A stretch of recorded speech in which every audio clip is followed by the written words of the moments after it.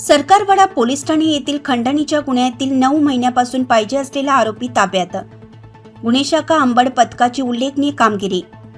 नाशिक शहरातील वाढती गुन्हेगारी रोखणे व शहरातील सार्वजनिक शांतता व सुव्यवस्था अबाधित राखण्यासाठी माननीय पोलीस आयुक्त श्री संदीप कर्णिक सो, नाशिक शहर यांनी अंबड गुन्हे शाखेची स्थापना करून आरोपितांवर कारवाई करण्याच्या सूचना दिल्या.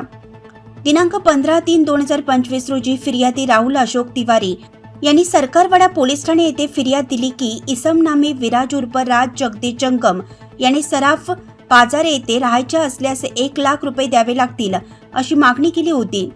फिर्यादी यांनी आरोपितास वेळेत पैसे न दिल्याने फिर्यादी यांच्या मुलास मारहाण करून त्याच रात्री पहाटे फिर्यादी यांच्या घरावर दगडफेक करून खिडकीच्या व थार कारच्या काचा फोडून नुकसान केलं.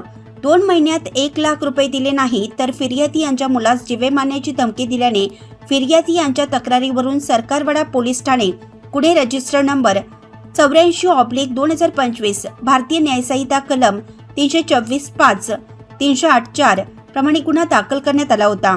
सदर गुन्ह्यातील पाहिजे असलेला आरोपी विराज उर्फ राज जगदीश जंगम हा गुन्हा दाखल झाल्यापासून फरार झाला होता. त्यानंतर तो आपले अस्तित्व लपवत राजस्थान, खाटूश्याम, पुणे येथे लपत राहत होता. आज दिनांक 26/11/2025 रोजी नमूद आरोपी हा पाईपलाईन रोड गंगापूर परिसरात येणार असल्याची गुप्त माहिती पोलीस अंमलदार भगवान जाधव व चारुदत्त निकम यांना प्राप्त झाली होती.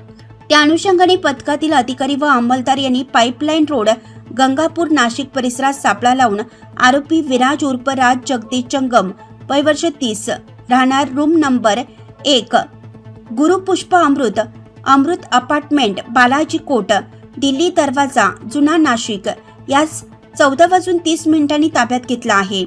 सदरचा आरोपी हा वर नमूद दाखल गुन्ह्यातील पाहिजे आरोपी असल्याचे निष्पन्न झाल्याने त्यास पुढील कारवाई सरकारवाडा पोलीस ठाणे तपास अधिकारी यांच्या ताब्यात देण्यात आला आहे.